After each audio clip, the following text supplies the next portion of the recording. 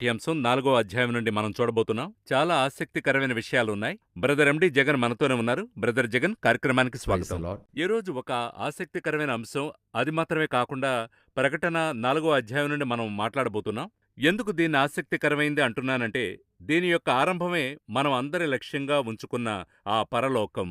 పరలోకం అనున్నది ఒక చిత్రీకరమైన వీక్షణగా ఉంది.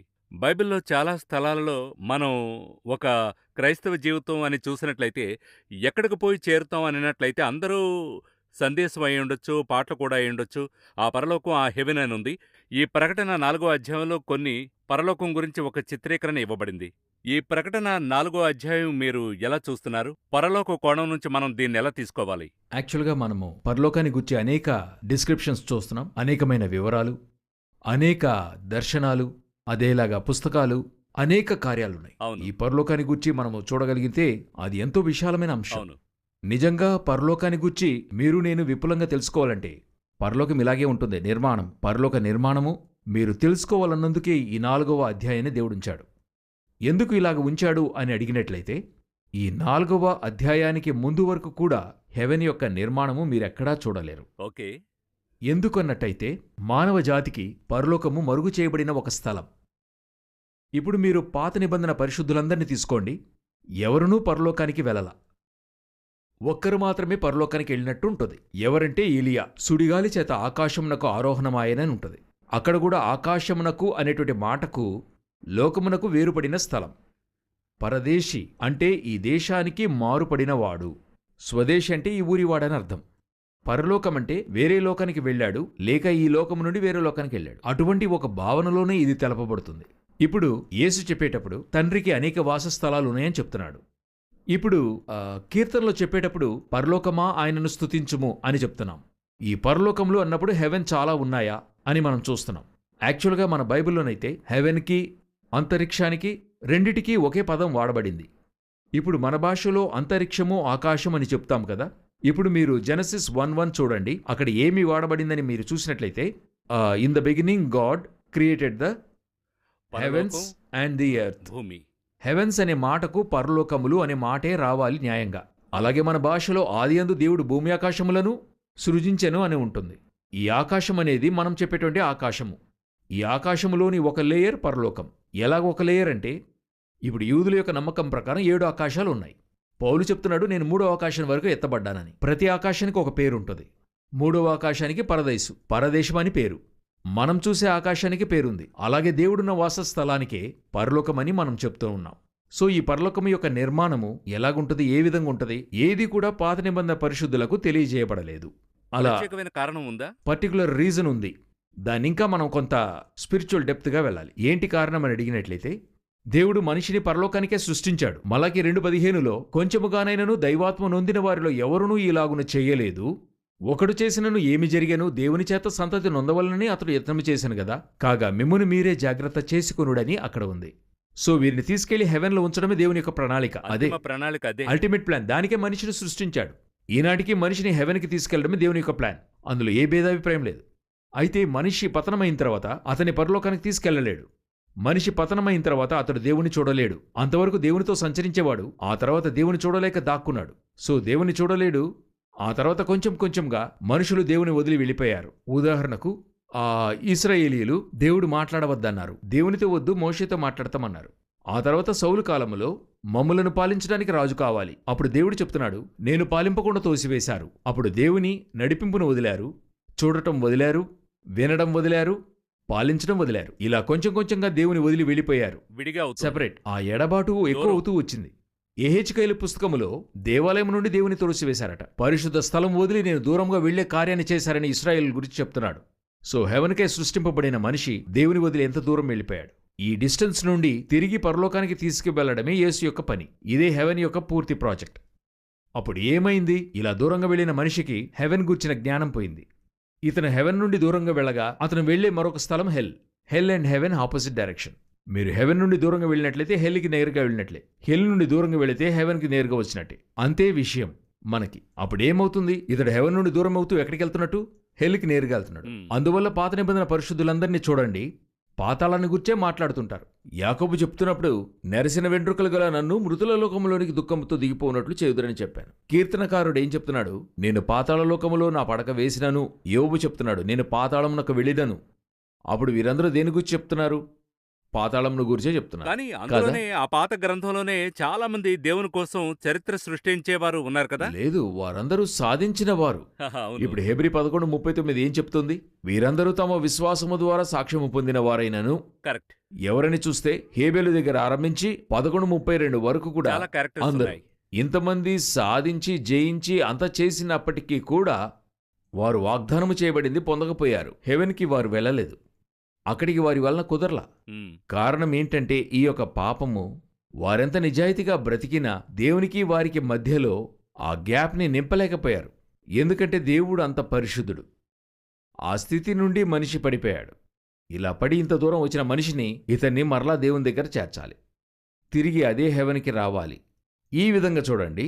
ఇప్పుడు మీరు సాధారణంగా ఒకరు చనిపోయారు, మరణించారు, మనమేం చెప్తాం? వారెక్కడికి వెళ్ళారు? పరలోకానికి. అవునా? ఒక బస్సులో రాయబడింది, నేను చూశాను. ఫుట్బోట్ ప్రయాణం పరలోక ప్రయాణం అని రాయబడి ఉండింది. చనిపోతే మనిషి ఎక్కడికి వెళ్తున్నాడు? పరలోకం వెళ్తాడు. ఎలా హఠాత్తుగా మనిషికి ఇటువంటి గొప్ప మార్పు కలుగుతుంది? ఎవరైనా గానీ మేము చనిపోయి పరలోకానికి వెళ్తామని చెప్పడం జరుగుతుంది.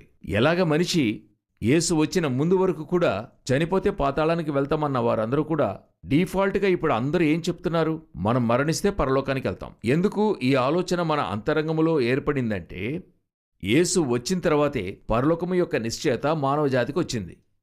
అంతవరకు పరలోకానికి దారి లేదు, నమ్మకము లేదు, దానికైనా ఎటువంటి ప్రయత్నము కూడా లేదు. ఏం చేసినా పరలోకానికి వెళ్ళలేరు. అందువల్ల పాతాళం వారికి డిఫాల్ట్గా తెలిసింది. యేసు వచ్చిన తర్వాత ఎవరైనప్పటికీ యేసును అంగీకరిస్తే పరలోకానికి వెళ్ళగలరు. అప్పుడేం జరుగుతుంది? డిఫాల్ట్గా అందరి యొక్క మదిలో పరలోకానికి వెళ్ళగలమనేటువంటి ఒక నిశ్చయత ఏర్పడింది. సో ఈ హెవెన్ అనేటువంటిది దేవుడు మనకు ఇప్పుడు యేసుక్రీస్తు ద్వారా అందరికీ వాగ్దానము చేయబడినటువంటి ఒక స్థలముగా కనబడుతుంది. దాదాపు ఒక ప్రామిస్డ్ ల్యాండ్. వాస్తవంగా ఇశ్రాయేల్ అనేది భూమిలో ఒక ప్రామిస్డ్ ల్యాండ్.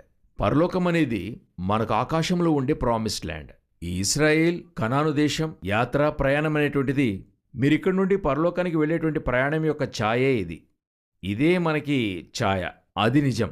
ఇక్కడ మీరు దేన్ని తీసుకుని సరిచేస్తున్నారో ఆ విధానము ఒక ఫార్ములా లాగా. ఇది సరిచేస్తే అదేలాగా మీరు హెవెన్కి వెళ్ళగలరు. ఒక ఉదాహరణకు, ఇప్పుడు ఐగుప్తులో జ్యేష్ఠపుత్రుని సంహారం జరిగింది, సరేనా? పిశాచి తల చితక్కొట్టబడింది. ఆనాడు పస్కా పశువు బలి ఇవ్వబడింది. యేసు సిలువలో బలి అయిన అదే రోజు జరిగింది. తర్వాత ఇశ్రాయేలీలు అక్కడి నుండి ఎర్ర సముద్రము గుండా వెళ్తున్నారు. ఎర్ర సముద్రం అనేది బాప్తిస్మ యొక్క చిహ్నముగా పౌలు రాస్తున్నాడు. వారక్కడి నుండి బయలుదేరి 3 రోజుల తర్వాత వస్తున్నారు. వారక్కడి నుండి వస్తున్నారు. 3వ రోజు యేసు పునరుద్ధానుడయ్యాడు. వారు నీళ్ల నుండి బయటికి రావడానికి సమం. అక్కడ 12 నీటి బుగ్గలు, 70 ఈత చెట్లు. ఇక్కడ 12 అపోస్తలులు, 70 శిష్యులు. అక్కడ పరిశుద్ధాత్మని యొక్క అభిషేకం. అక్కడ అగ్నిస్తంభం, మేఘస్తంభం. దీనికి అట్లే ఈక్వల్గా ఉంటుంది ఇక్కడ. దీని యొక్క ఛాయ అక్కడ ఉంటుంది. వీరిక్కడి నుండి బయలుదేరి కనానుకు వెళ్లడం, మనం ఇక్కడి నుండి హెవెన్కి వెళ్లడం, రెండిటికి ఒకే సిమిలారిటీస్ ఉన్నాయి. పాత గ్రంథానికి ప్రకటనకి అంత సంబంధం ఉంది, పరలోకానికి కూడా అంత సంబంధం ఉంది. అందుకొరకే పాత నిబంధన మీకు ఇవ్వబడింది. ఈ పాత నిబంధనలో ఉన్నటువంటి ప్రతి క్యారెక్టర్ కూడా మీరు భూమి నుండి పరలోకానికి వెళ్ళడానికి ఉపయోగపడేటువంటి క్యారెక్టర్స్. వీరిని ఉంచుకుని మీరు ఇది చేయాలి. సో ఈ హెవెన్ అనేటువంటిది లేనటువంటిది కాదు, ఉండేటువంటి ఒక వాస్తవం. సో ఈ 4వ అధ్యాయమే మొట్టమొదటిగా మనిషికి హెవెన్ ఎలాగుంటుంది, హెవెన్ లోపల ఎలాగుంటుంది, వీటన్నిటినీ చెప్పింది. అంతవరకు కూడా అటువంటి ఒక దర్శనమే మానవ సమాజానికే లేదు, ఉండలేదు. ఎలాగుంటుందని ఎవరికీ తెలియదు. యోహానికే మొదటిగా బయలుపరచబడింది. ఇలా అనేక మంది అడుగుతారు, అప్పుడు యెషయా చూశాడే, పరలోకంలో ఒకరు సింహాసనంపై కూర్చున్నట్టుగా యెషయా చూశాడే, యెహెజ్కేలు చూశాడే, అక్కడ 4 జీవులు. ఇవన్నీ కూడా వారికి పార్ట్గా అందించబడినటువంటి ఓ హింట్, ట్రైలర్ లాగా. ఒరిజినల్ మెయిన్గా చూపించబడింది 100% హెవెన్కే తీసుకెళ్లి హెవెన్ యొక్క నూక్ అండ్ కార్నర్ ఎలాగుంటుంది, ఇలాగుంటుందని ప్రతి ఒక్కటి చూపించబడింది యోహానుకు దేవుడు చూపించాడు. అపోస్తలుడైన యోహానికి పత్మోసు నుంచి ఆ భాగ్యం దొరికింది. ఎంతో గొప్పదైన ఒక ధన్యత ఇవ్వబడింది.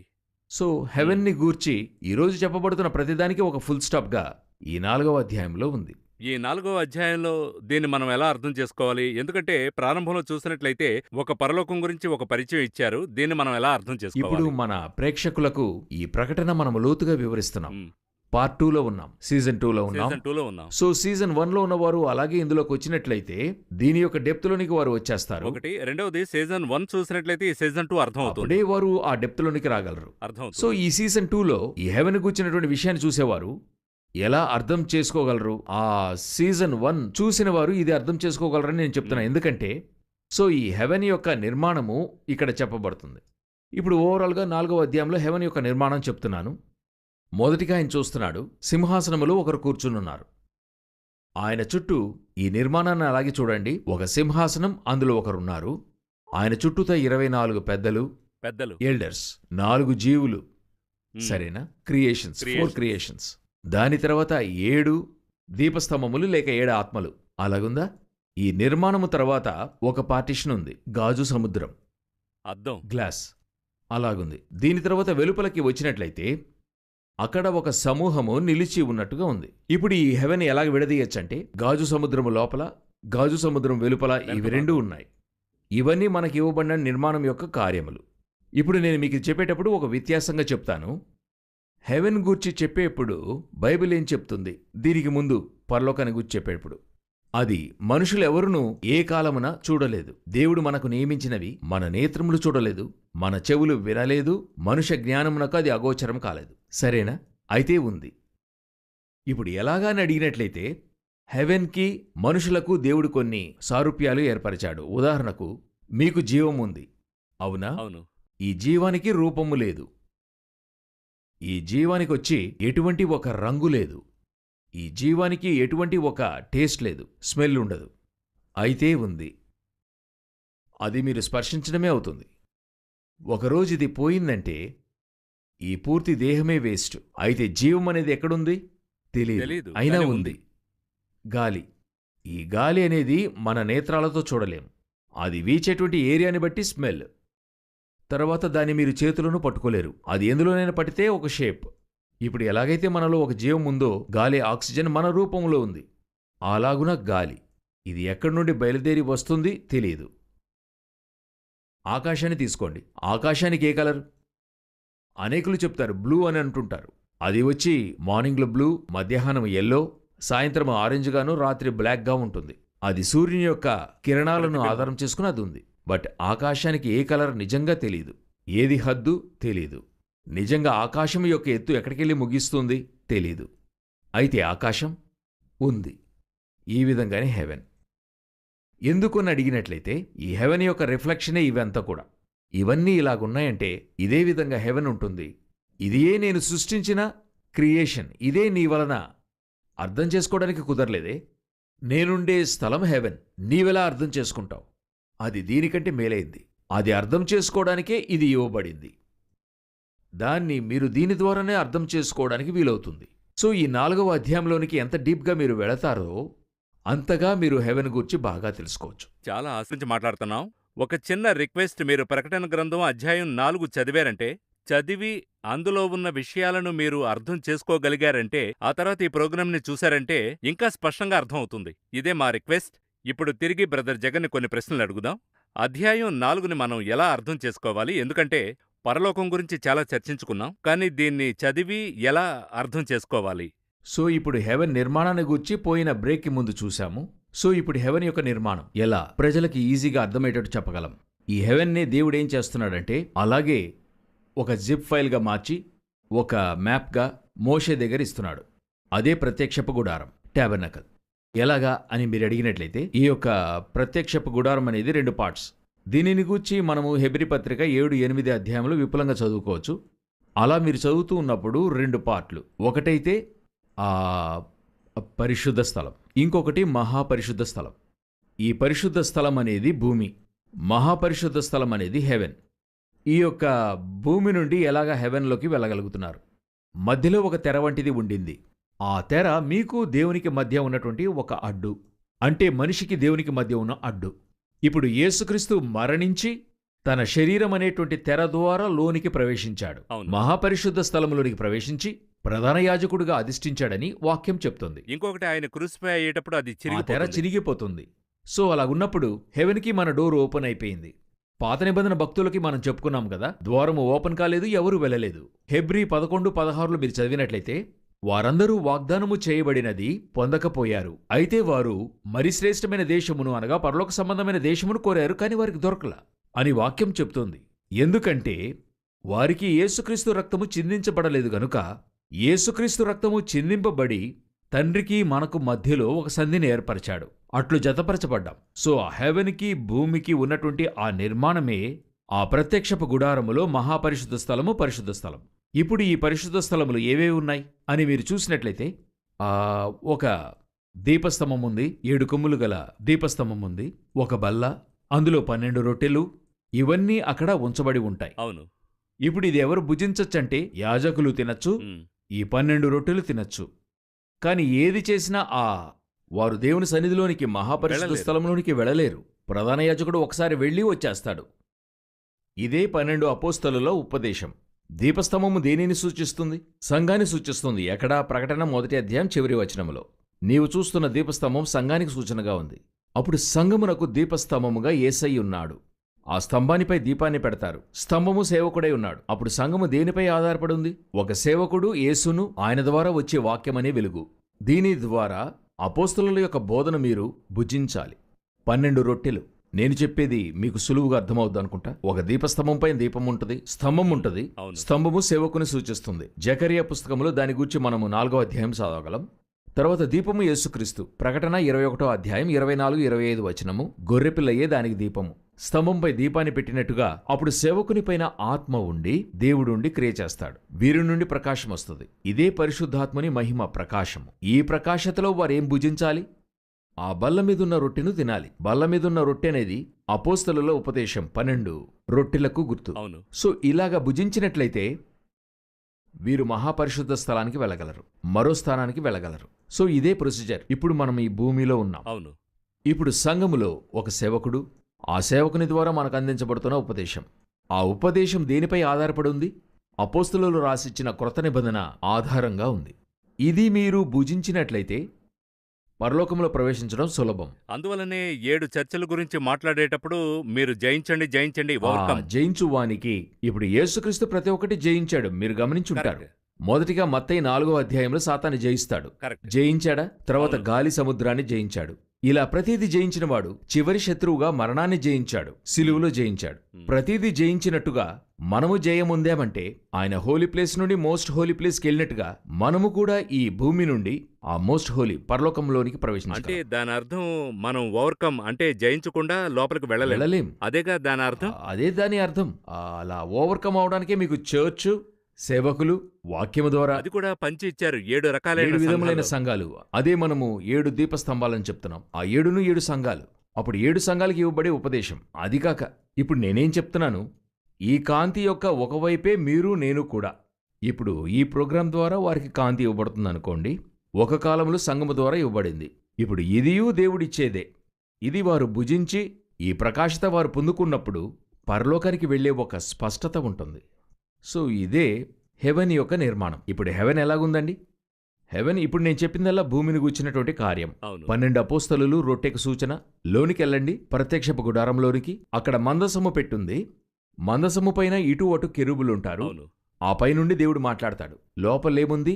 దాచబడిన మన్నా ఉంది, చిగురించిన అహరోను కొమ్ముంది, దానితో పాటు ఆ యొక్క రాతి పలకలు ఉన్నాయి. ఇవన్నీ కూడా ఆ మోస్ట్ హోలీ ప్లేస్లో ఉన్నాయి.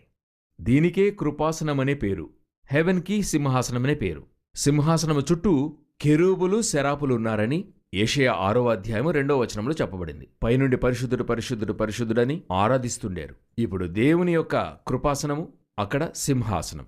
మనము దగ్గరికి సమీపిస్తున్నామని పౌలు రాస్తున్నాడు. కృపాసనము దగ్గరికి మనం చేరుతూ ఉన్నాం. మనము ఈ పరిశుద్ధ స్థలము భూమి నుండి మహాపరిశుద్ధంలోనికి ప్రవేశిస్తున్నాం. దీనికి మార్గము యేసు తెరిచాడు. నేనే మార్గము, సత్యము, జీవమునై ఉన్నాను. మార్గాన్ని తెరిచిచ్చాడు. ఇప్పుడు దీని ప్రకారంగా వెళితే అక్కడికి వెళ్ళొచ్చు. ఇప్పుడు 4వ అధ్యాయం చదవండి. స్పష్టంగా అర్థమవుతుంది. క్లీన్ గా 4వ అధ్యాయంలో దేవుడు సింహాసనం మీద కూర్చున్నాడు. ఆయన చుట్టూతో 24 పెద్దలు కూర్చున్నారు. ఇవన్నీ ఉన్నాయి. మధ్యలో ఒక గాజు సముద్రం ఉంది. ఈ గాజు సముద్రం దేని సూచిస్తుంది? సొలొమోను దేవాలయంలో పోత పోసిన సముద్రపు తొట్టి అంటారు. ఇదే ప్రత్యక్షపు గుడారంలో ఇత్తడి గంగాళం అంటారు. ఇందులో కడుగుకొని అక్కడికి రావాలి. ఇప్పుడు మనం బాప్తిస్మం తీసుకుని అక్కడ లోపలికి వెళ్తున్నాం. ఈ నిర్మాణమే, పరలోకం యొక్క నిర్మాణమే ప్రత్యక్షపు గుడారము యొక్క నిర్మాణం. ఈ విధంగా ప్రతి విషయము కూడా ప్రత్యక్షపు గుడారములో ఉన్నవన్నీ అలాగే 4వ అధ్యాయంలో రిఫ్లెక్ట్ అవుతుంది.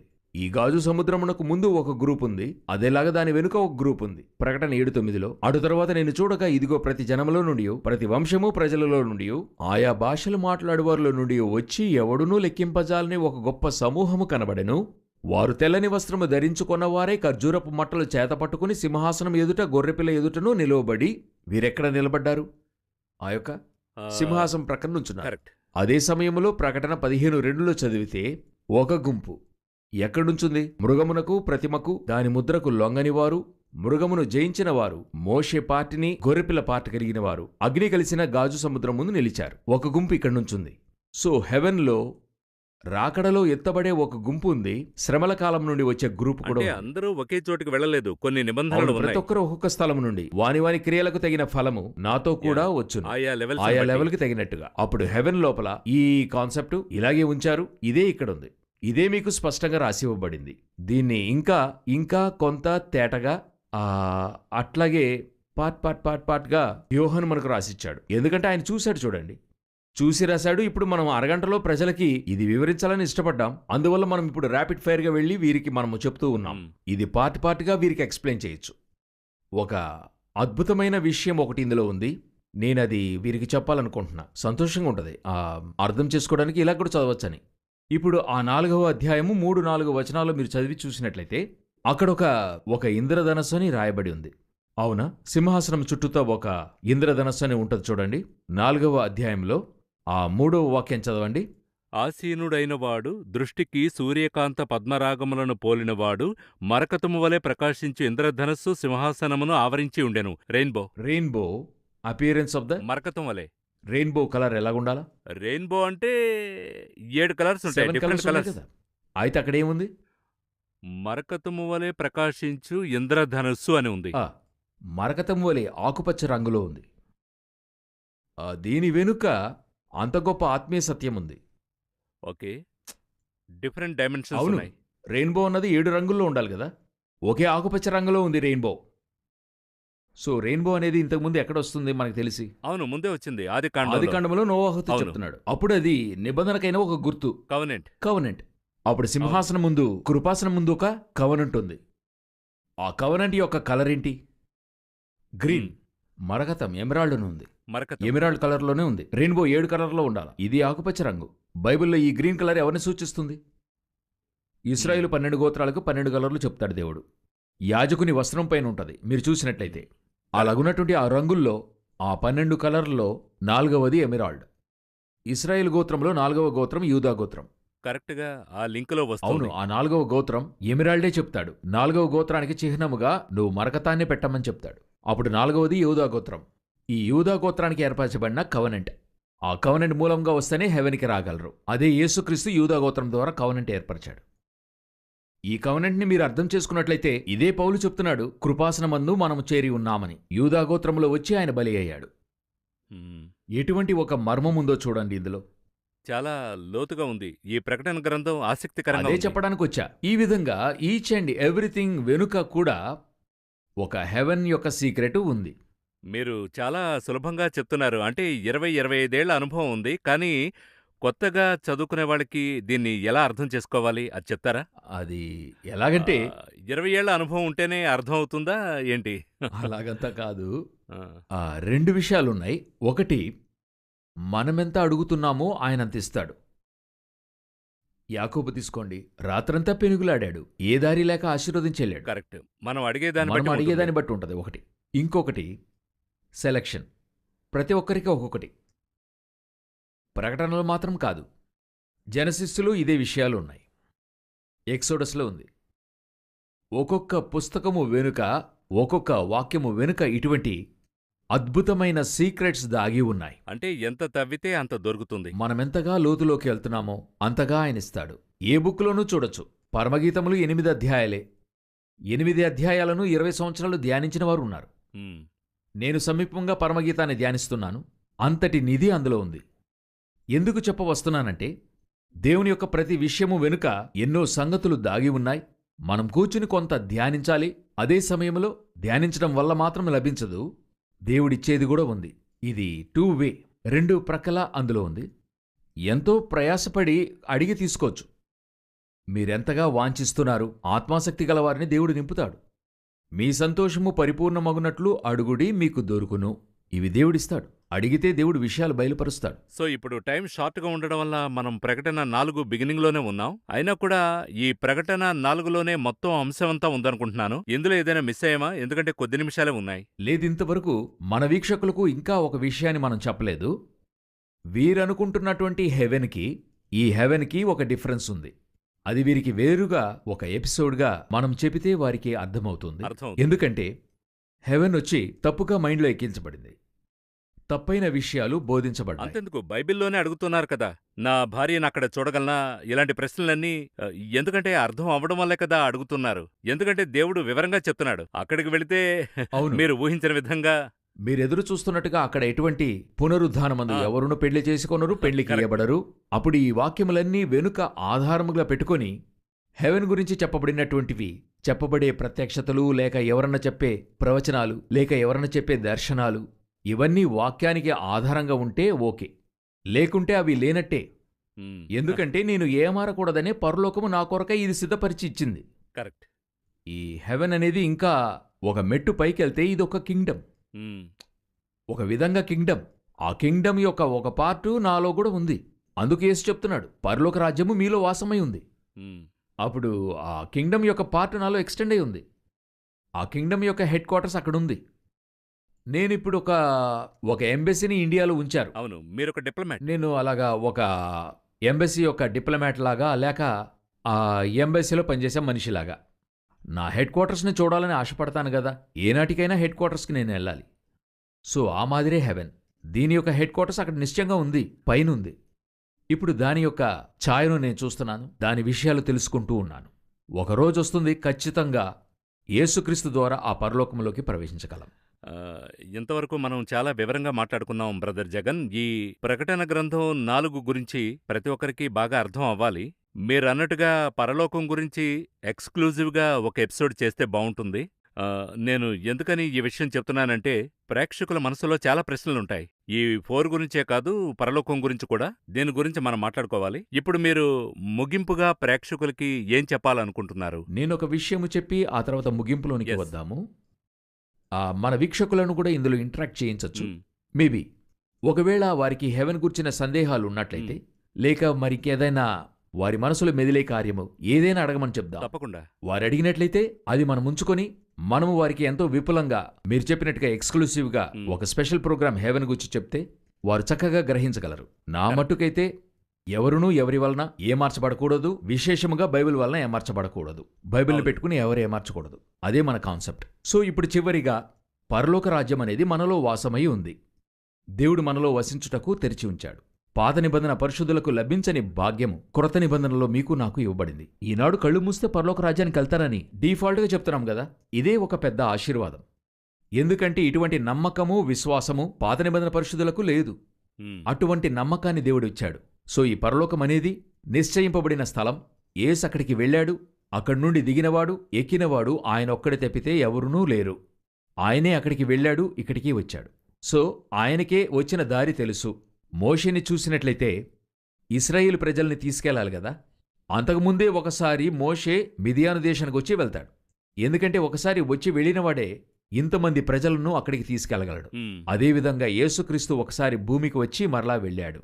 ఆ దారి తెలిసినవాడు ఆయన ఒక్కడే. అందువలన నేనే మార్గం అంటున్నాడు. బహుశీఘ్రముగా రానయ్యున్నాడు, మనల్ని అందులో కొనుక్కోబోతున్నాడు. చాలా ముఖ్యమైనది ప్రకటన గ్రంథం 1:7లో నేను మేఘాల్లో వస్తానని ఉంది. అవును. చాలా ఆసక్తికరంగా ఉంటుంది. అది. అనేక విషయాలు క్లౌడ్ బేస్ క్లౌడ్ ని బేస్ చేసుకుని ఉంటాయి. క్లౌడ్ అని చెప్పగానే ఈ రోజు మనం యూజ్ చేస్తున్న ఎన్నో టెక్నాలజీస్ అందులో ఉంటాయి. దాని గురించి ఆలోచిస్తేనే ఇప్పుడున్న టెక్నాలజీని అందులో యూజ్ చేయడం గురించి చాలా ఆసక్తికరంగా అనిపిస్తుంది. అలా ప్రతి ఒక్కరి కోణం మనము ధ్యానించేప్పుడు ఒకరికి అది అర్థం కాదు, ఒకరికి అర్థమవుతుంది. ఎందుకంటే వారు ఆ ఫీల్డ్లో ఉండుంటారు. కరెక్ట్. వారి కొరకే ఆ ప్రత్యక్షత ఉంటుంది. అవును.